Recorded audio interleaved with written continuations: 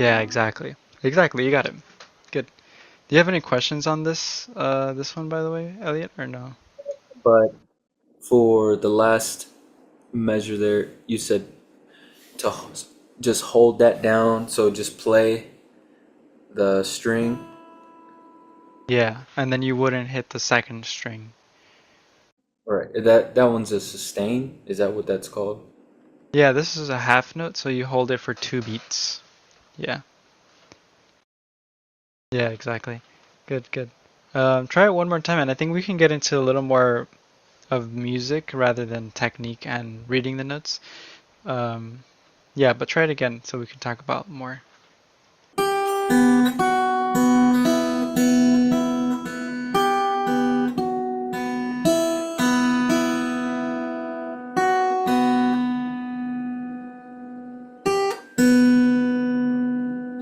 Oh, I messed up.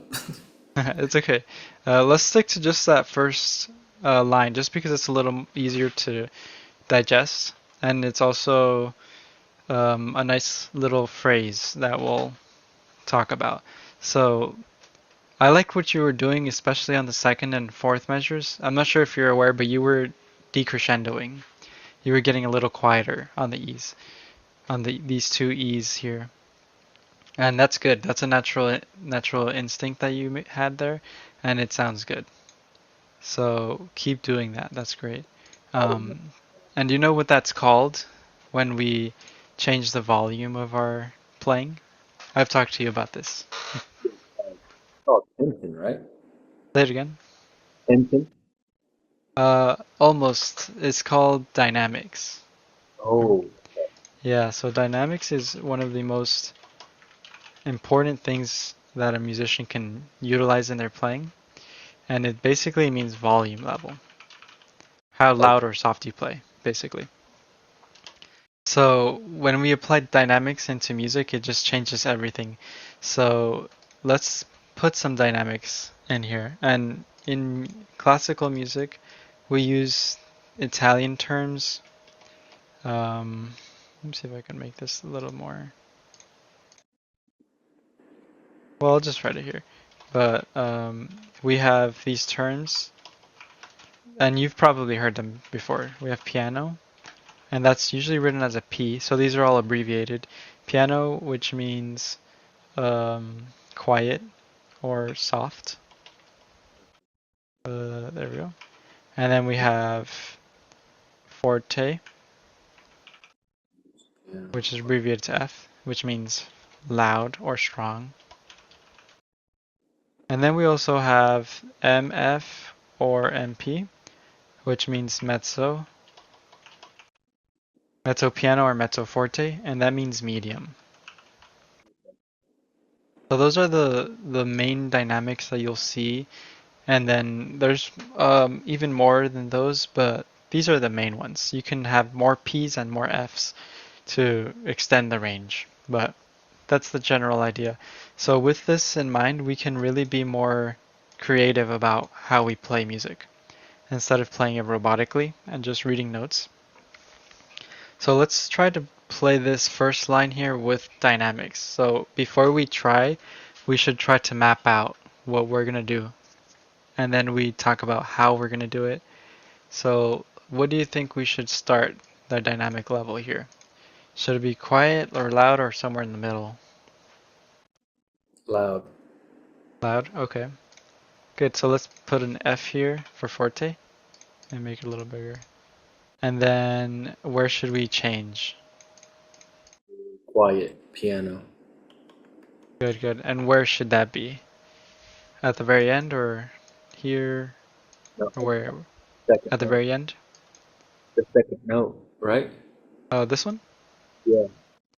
Yeah, I see what you're doing. You could do that. I would say this is a little tedious if you do every single note. You know what I mean? Oh, okay. Yeah, So but that is correct, like what you're thinking.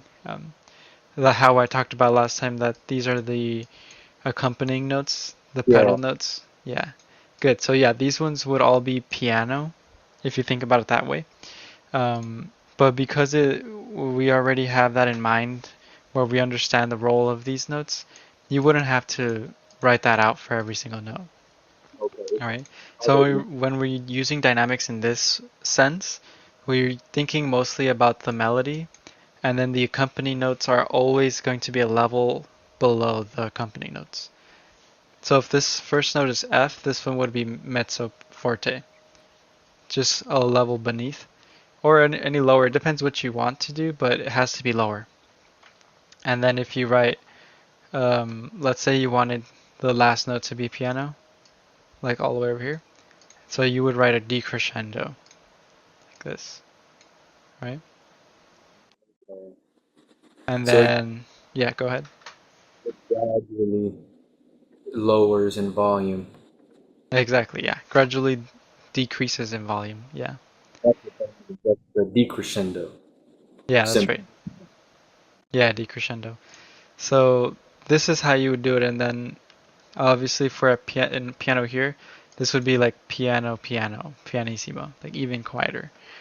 Um, yeah. So this is the general idea, but we don't have to do this. This is where being an artist and being creative comes to play. So you can choose what you want to do. You could do anything in the world as long as it's your decision, right? So what do you want to do? We're starting loud here. We can go to piano or go to mezzo forte, but we have to choose where. But what do you think? I think at I think towards the third measure. Good. Where in the third measure? The F sharp you said? Yeah, the first note here, the first, This. uh, that's the G, right? Yeah, the G. Okay, so we'll put this here. And then how do you want to do that? Do you want to stay here, the first two measures all forte, or do you want to do a decrescendo? Yeah, that's good. I like that too. And then right here in the third and fourth measures, do you want to just stay piano the whole time? Yeah? Okay. So just stay piano. So we don't have to write anything for that. So let's see if we can make your vision become a reality. So the way you do that is you just dig in a little more with the fingers, right? And then when your piano, you just relax, lighten up the touch. But give it a shot. Uh, I don't know if you could see my hand position here. Is this okay for my right hand? Yeah, that looks fine. Yeah, I Uh, like it. Here's the thing. Am I too in the middle of the circle? Am I supposed to be in the middle of the circle of the guitar? Or towards the right more, towards the left more, or just in the Yeah, middle? that's a good question. For the hand placement for the right hand, it really depends on what you want to create because I think we've talked about this. You can get different colors depending on where you strike the string. And but for general ideas, if you're around the sound hole, that's a good neutral sound. So that's a good position. But it depends what you want to do. Like good is subjective, you know. Yeah, but that's a good neutral position in my opinion. Yeah, so give it a try. Oh, can I start over? I'm gonna start over.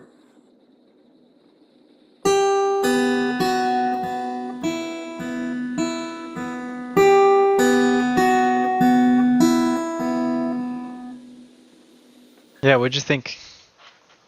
I think it sounds better. Yeah, definitely. I heard your decrescendo, but you didn't really play the G as a piano. You kind of brought it back up to forte almost. Oh, okay. But I thought, the decrescendo is really good. Yeah, the decrescendo is fantastic. Try one more time, and then this time on the G, make sure to get quiet and then stay quiet. okay.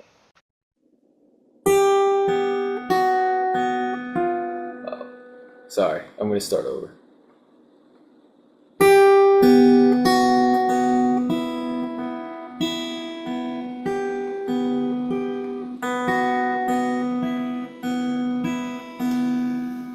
Yeah, what'd you think?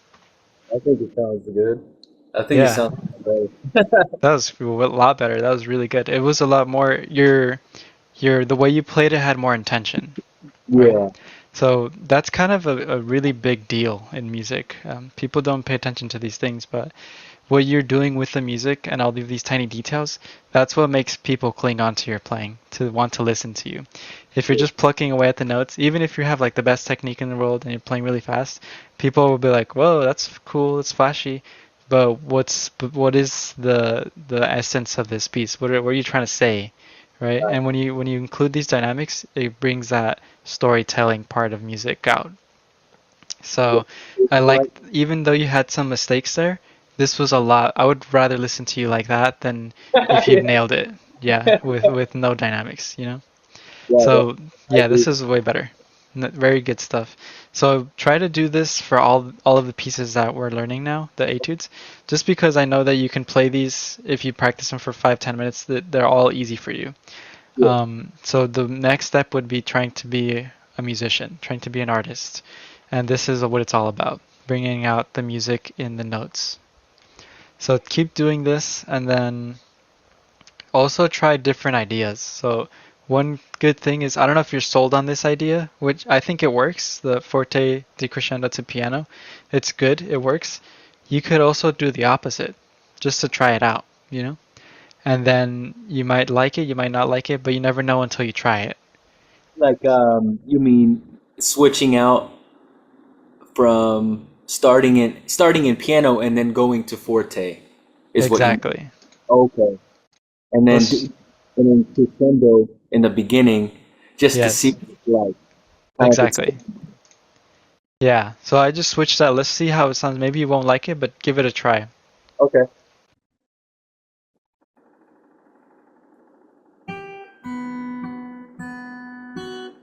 Sorry.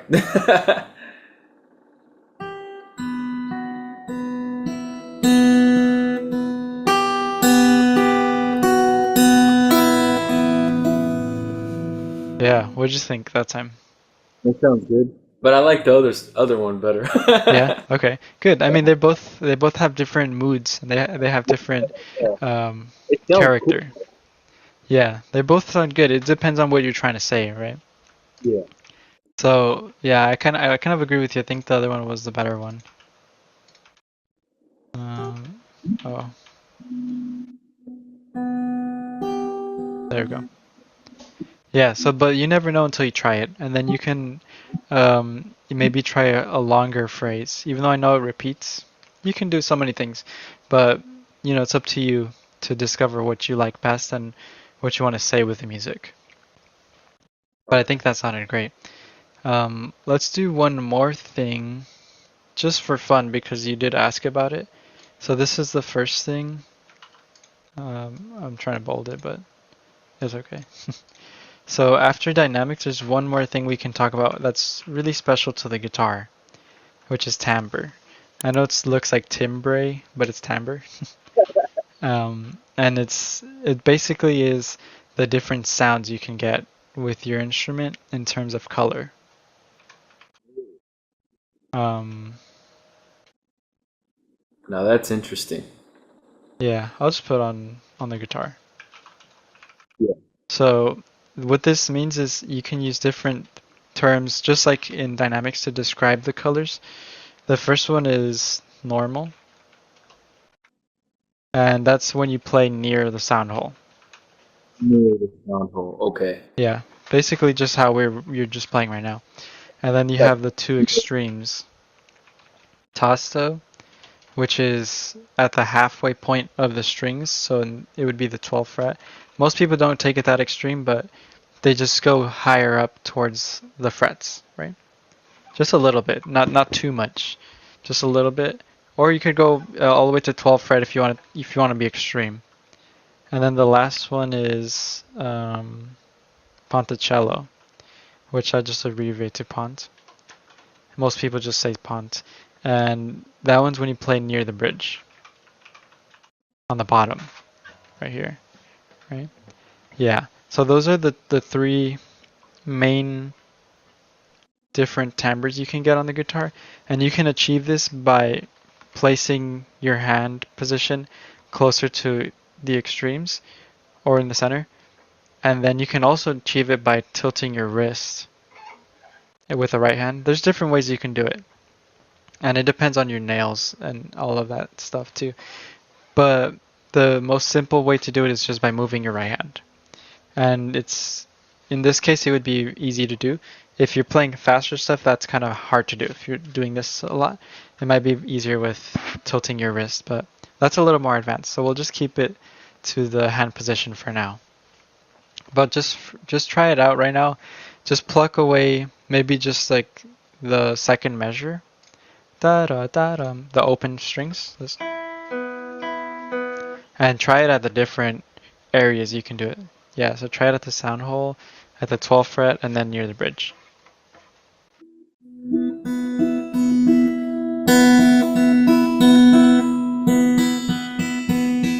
Oh, it does sound different. Yeah, it's totally different character. So which one out of those three align with your idea of frosty, and kind of like a, I don't know, a winter mood, you know? I think Tosto. Yeah, I think Tasto also. I can see all of them working, but I like Tasto. And what you can do with timbre, just like dynamics, you can always keep it changing, or you could keep it all the same, or you could bring out specific areas of the music that you want to pop out some more. But what do you think you want to do with the timbre? You want to keep it consistent?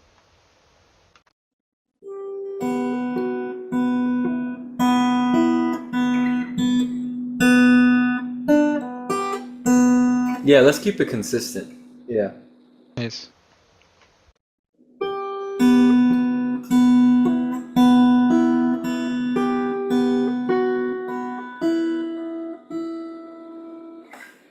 Yeah, I what do you love think? it. Sounds way better. Yeah, it's a little like it definitely adds character, right? Yeah. So this is one of the other elements of music that you can use to bring out your artistry, your creativity. And for Tosto, it's always from the 12th fret to before the sound hole. Yeah, that's a good question. So for Tosto, it's like the extreme, the most thick and dark and warm kind of sound and round sound you can get is when you're at the halfway point of the string. So if you're fretting the third fret, then halfway would be somewhere around the 13th or 14th fret. If you're fretting, so it kind of changes. Right here would be around here, right? So it kind of changes a little bit, but in general, it's always this area. Oh, And if you're playing open, it's at the 12th fret. That's the most extreme, but you'll get the same idea maybe just up here compared to normal, right? Right. So you get a whole range, but it's up to you what you want to do. But up to the halfway point is where you can go up to. yeah, learning stuff like this on guitar makes me fall more in love with it. Yeah, I mean it's a really unique instrument. Not a lot of instruments can do this, especially like the piano. They Yeah, just pluck away with their fingers on the keys, so they can't change how it sounds, true. like we can. Yeah. That's Uh, cool. yeah, it's super cool. So these are two of those main ways I would experiment with and have some fun with for now. That's There's a couple other stuff, but you can get it can become too much. So I would just keep it to these two. They're kind of good starting off points to think about how you can create more of a musical presence with your playing can, versus a can I robotic. I'll say that one more time. can I screenshot this so I can practice? Or Yeah, yeah, and I can send it to you also. okay, yeah. Um, so would you like me to practice winter and would you like me to make a dynamic and timbre format for the next class? Yes, do that for Fishing by the Pond and Ludwig, and then Okay. we'll see how they sound and yeah, just like workshop some ideas also. Okay. Yeah, keep improving and expanding. Okay, I can do that. So how about we just get started with dynamics and Okay. timbre with this one? Okay. Yeah, I can do that.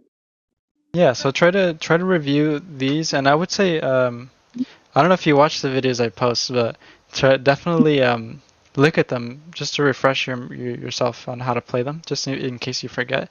Um, yeah, and then try to write in the dynamics and timbre for this one.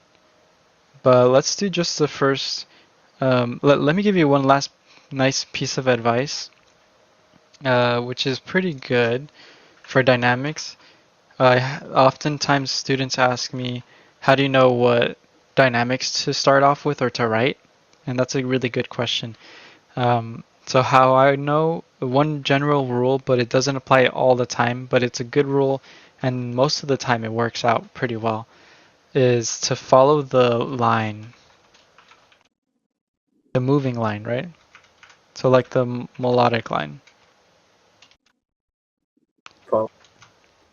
So what Okay. that means is if the melody goes up, the dynamics go up. Okay. And if the melody goes down, the dynamics go down. So where does the melody go here? If it goes up, And then, it goes back down. yeah. So generally, this would probably work. Oh, Um, right? yeah, that makes sense. Yeah.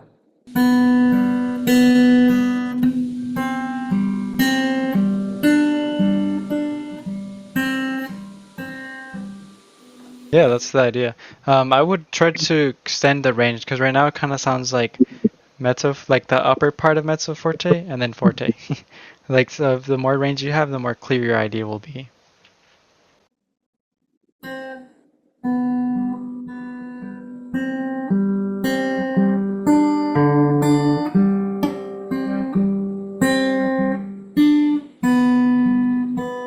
Oh, I kind of messed up. Yeah, it's okay.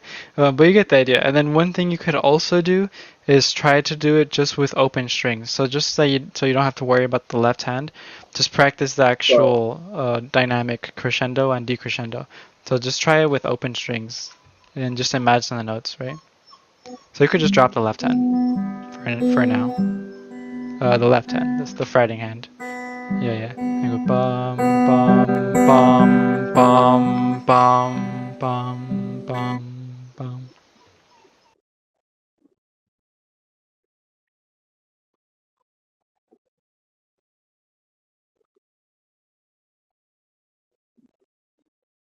There you go.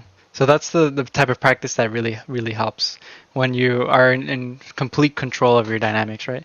So this stuff it takes a while to get used to and to understand the delicacies of a crescendo and decrescendo, but the more you do it and the more you do stuff like this, these exercises, the more control you'll have and the more that you'll be able to bring out your ideas easily, right?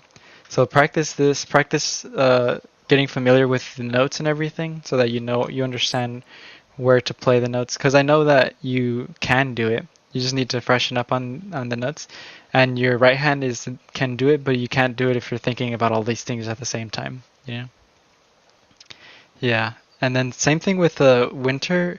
I don't know if you noticed, but when you did your tosto, your dynamics kind of vanished, and that's because you were thinking so much about your placement in the right hand, you forgot about how much to press and how much to lighten up.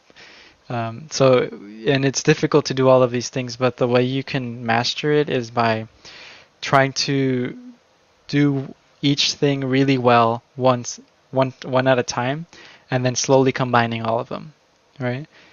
So first step is to understand the notes, where to play them, be comfortable about the left hand and the right hand, and then second step, add the next thing, whether it be dynamics or timbre. Maybe I would start with timbre, so that you have the placement already preset. And then afterwards, you can add the dynamics, right? But make sure to listen to yourself every time to make sure you're not losing anything, along the process. Do you have any questions about that, Eliot? practice winter fishing by the pond. I practice dynamics, timbre, um, and practice one thing at a time. Yeah, good. Exactly right. Yeah, so don't overload your brain. It's a lot, and it can be a lot. Trust me.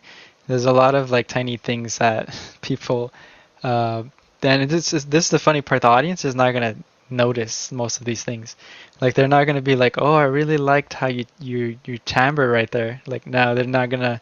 They don't know any of these things. But if you know, and if you put in the care and the detail, that it'll come out in the music, and they won't know how to describe it, but they'll say like, I don't know, something about your playing, like you played really well compared to this guy who's just like shredding super fast, but he doesn't really care about how he's doing it. He's just doing it, you know. And this is what people will cling on to is when they see how much you care and how much you love the pieces you play, the music you play, it comes out in your playing. Yeah. So yeah, that's pretty much it. Do you have any last questions?